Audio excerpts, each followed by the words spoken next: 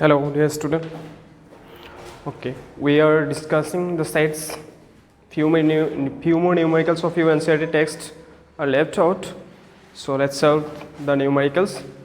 तो सेट्स का जो मिसलेनियस का पार्ट का वहाँ का फ्यू क्वेश्चंस रह गए थे. सो क्वेश्चन नंबर 1 देखो, मिसलेनियस किए नहीं थे हम लोगों ने. बुक का क्वेश्चन नंबर 1 देखोगी तो decide among following sets which sets are subset of one and another. First A दिया हुआ है. A सेट क्या दिया हुआ है? X such that X belongs to R and X satisfy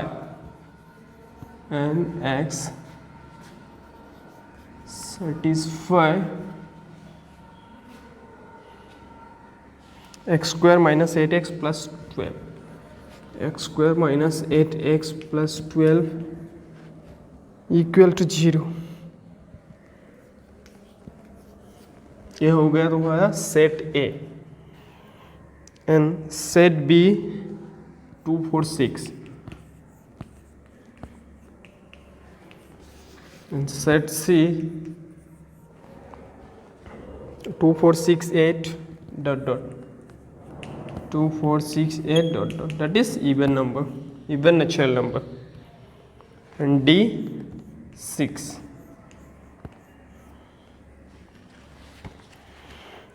बहुत ही सिंपल सा क्वेश्चन है. ऐसे क्वेश्चन को सॉल्व करने के लिए पहले क्या करना पड़ेगा, सारे सेट को एक ही फॉर्म में लिखना पड़ेगा. यहाँ देखो ए किस फॉर्म में है, रोस्टर फॉर्म में, रोस्टर या tabular form, A B roster. But set A is in the form of set builder form. तो ए को हम रोस्टर फॉर्म में लिखते हैं. If you solve this equation x square minus 8x plus 12 equal to 0, you will get 2 roots, that is 2 and 6. তোমালোকে নিজে solve কৰি ল'বা. Those who have not understand this one, just solve this equation, quadratic equation को solve करो. You will get 2 root as 2,6. हमें B क्या दिया हुआ था 2 4 6 एंड C दिया हुआ है तुम्हारा set of even natural number and D है तुम्हारा 6.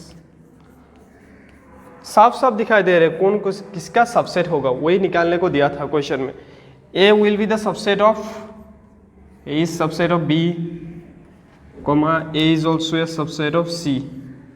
अब B किसका सबसेट हो जाएगा, C का. B is the subset of C, it is the symbol of subset. Comma C किसी का सबसेट नहीं रहेगा, D तो हर किसी का ही होगा क्योंकि 6 हर किसी पे है, यहाँ पर भी है, यहाँ पर भी है, वहाँ पर भी. D is the subset of B and D is also subset of C. So this is the answer, very easy question. So ये वाला हो गया.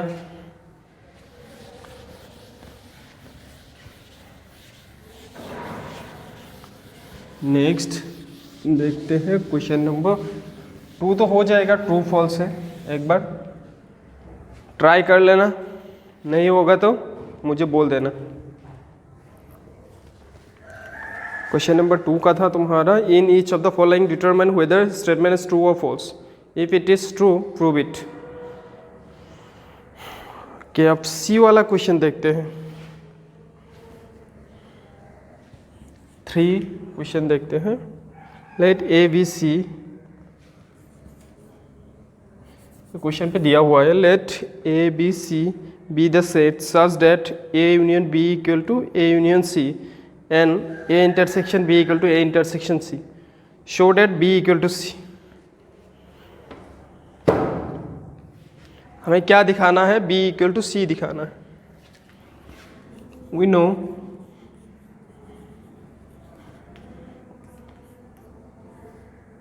A union A intersection B.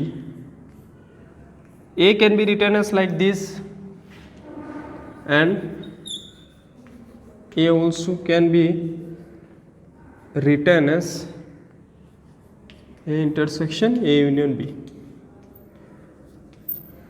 It is the property. जो property discuss किए थे union का और intersection का, वो है ये बोला। Now similarly you can write B equal to B intersection B union C. हमारा जो क्वेश्चन था, क्वेश्चन में क्या दिया हुआ था? B union C equal to, sorry B union, property union वाला यूज करते हैं, दिस बी इंटरसेक्शन ए, इसको हम ए इंटरसेक्शन बी भी लिख सकते हैं। This is given as A intersection B equal to A intersection C. I hope यही दिया हुआ था क्वेश्चन पे। मैं एक बार देख लेता हूँ क्वेश्चन। हाँ,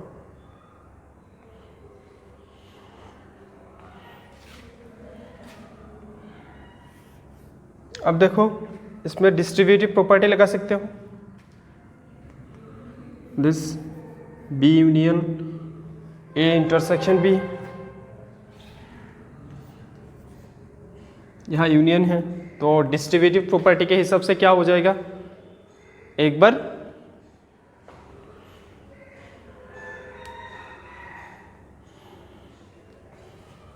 ये वाला बी और ए के साथ यूनियन हो जाएगा, इंटरसेक्शन बी यूनियन बी।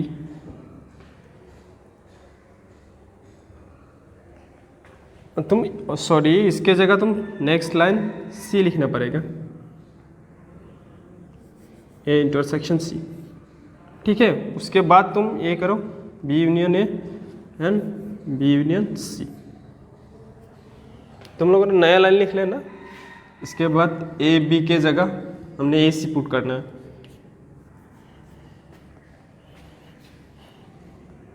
क्योंकि हमें दिखाना था B equal to C. So अब देखो B union A and B union C, ये हो गया। इसको फिर से डिस्ट्रीब्यूटिव प्रॉपर्टी में डालो तो क्या लिख सकते हो? बी यूनियन ऑफ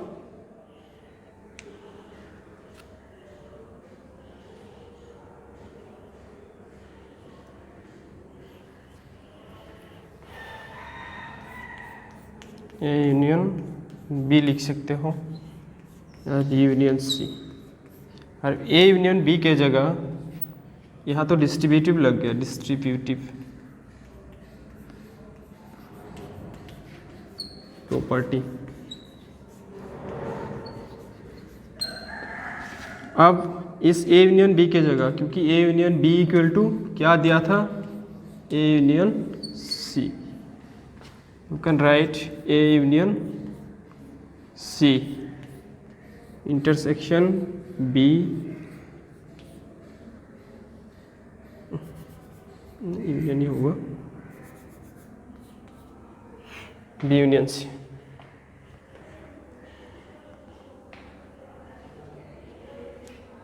तो अब लगाओ डिस्ट्रीब्यूटिव प्रॉपर्टी अगेन। तो इसको क्या लिख सकते हो? A union C and B union C. C common है दोनों में, so C union A intersection B, ये वाला लग जाएगा। डिस्ट्रीब्यूटिव रिवर्स वाला, right hand side equal to left hand side वाला। तो C, this also can be written as C union of, अब ए बी के जगह फिर से तुम ए सी लिख सकते हो, A intersection C.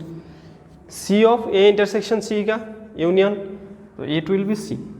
So B equal to C, what we need to show, जो हमें दिखाना था। Simple question.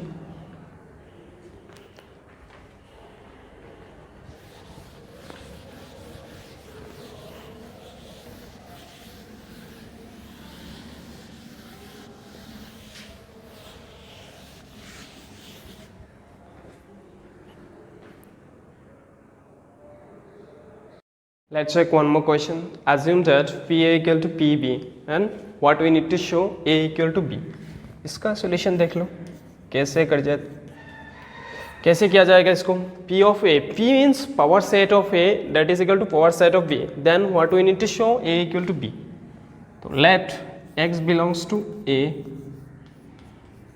What that implies? X is also a set of power set का A होगा. So X belongs to PA. But PA equal to PB. That implies क्या हो जाएगा? X also belongs to PB. What that mean?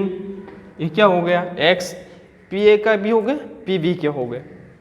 So you can write, एक equal दिया था इसलिए PB मैंने लिख लिया. Therefore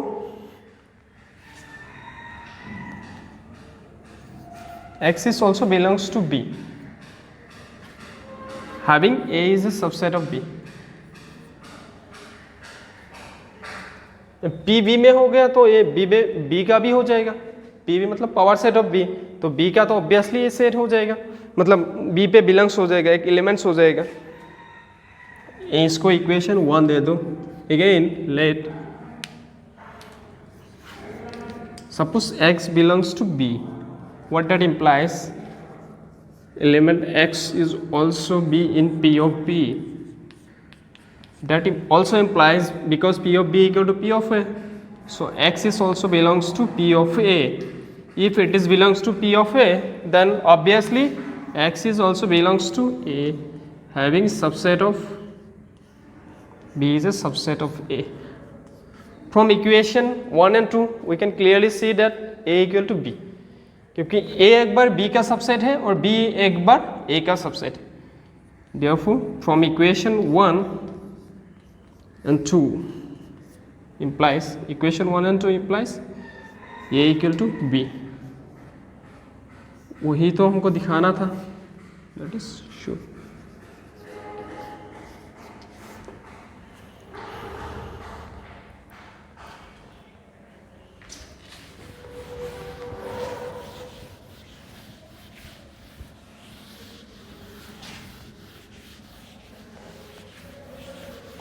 अब नेक्स्ट क्वेश्चन देखो, question number 9.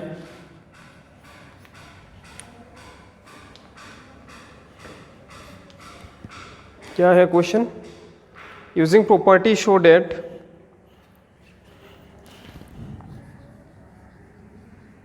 Using property is offset show that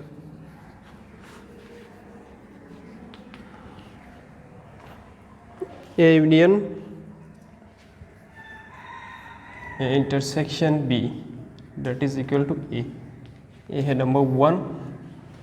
number 2 पे है A intersection A union B. A intersection A union B that is equal to A. बहुत ही सिंपल सा प्रॉपर्टी यूज करोगी तो हो जाएगा. जो डिस्ट्रीब्यूटिव प्रॉपर्टी है just use that. First one कर लेते हैं हम, A union A intersection B. इसका हो जाएगा ए इंटरसेक्शन ए. अब डिस्ट्रीब्यूटिव प्रॉपर्टी में इसको करो, ए union A intersection A union B. What is that property? Distributive. Distributive law of set. It is law L. यहाँ देखो क्या हो जाएगा, A union of A. A तो हमेशा A ही होता है. Intersection A union B. अब A यूनियन B जो कुछ भी हो ये तो A ही रहेगा, क्योंकि इंटरसेक्शन ए यूनियन में मतलब ए का एलिमेंट भी रहेगा बी का, तो कॉमन कौन सा रहेगा? ओनली ए का एलिमेंट ए के साथ. It is obvious thing. A हो गया, 1 वाला तो हो गया. 2 वाला part similarly same, just intersection का प्रॉपर्टी यूज करो, हो जाएगा. Intersection A union B. अब रह जाएगा A intersection A union A intersection B. A intersection A, ये तो हमेशा ए ही रहेगा, union A intersection B. A intersection B में जो भी कॉमन रहेगा वो एलिमेंट तो ए में रहना ही पड़ेगा। So that is equal to A. यहाँ पर भी डिस्ट्रीब्यूटिव लगा के, ठीक है।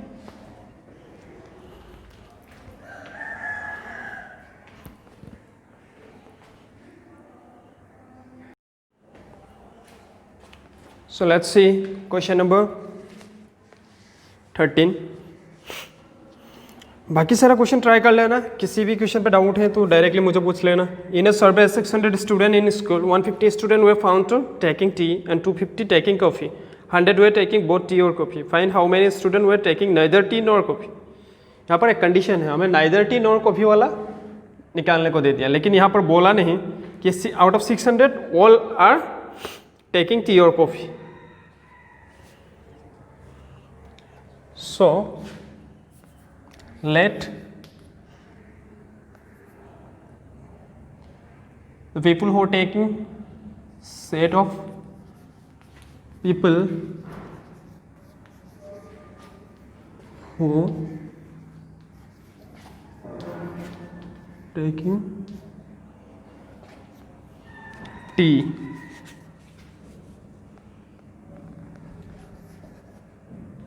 टी लेने वाला, सपोज मैंने इसको कैपिटल टी ले लिया, and set of people who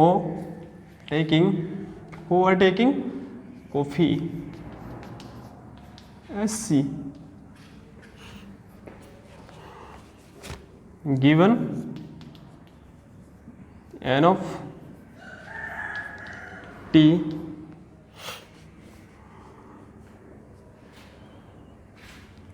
one 50 and of coffee 225, 100 were taking both tea and coffee, n of t intersection C that is 100. What we need to find first, union निकालना पड़ेगा।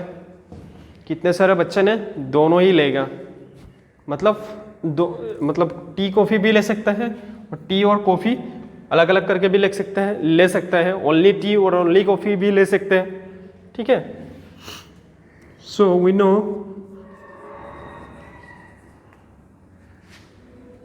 n of t union C equal to n of t plus it is t, n of C minus n of t intersection C।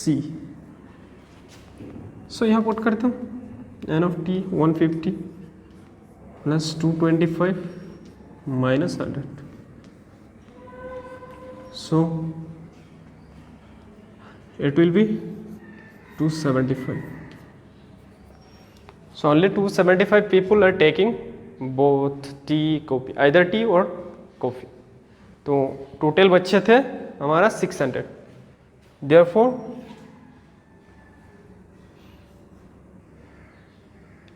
students, the people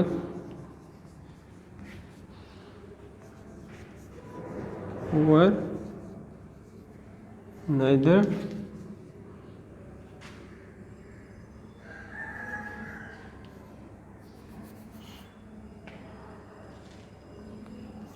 taking tea nor taking coffee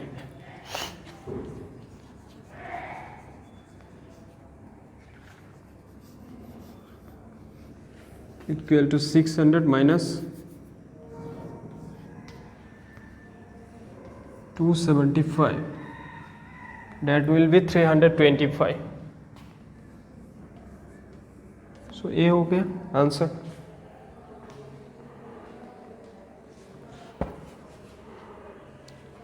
हाँ 600 students, यहाँ पर people नहीं देना, students दे देना क्योंकि students mention है। Set of students who are taking,